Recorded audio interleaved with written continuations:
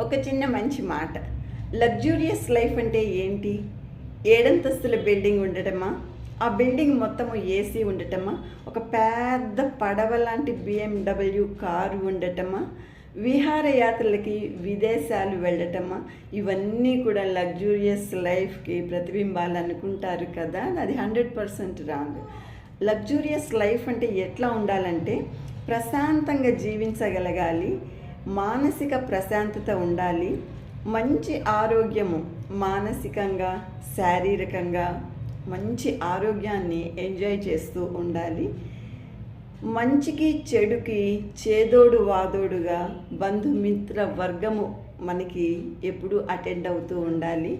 అంతేకాకుండా ఆపదలో ఉన్న వారికి, అవసరం ఉన్న వారికి మన పేరు గుర్తు రావాలి. అదే నిజమైన luxurious life. Catch me on my YouTube channel Jyotsna Chandra.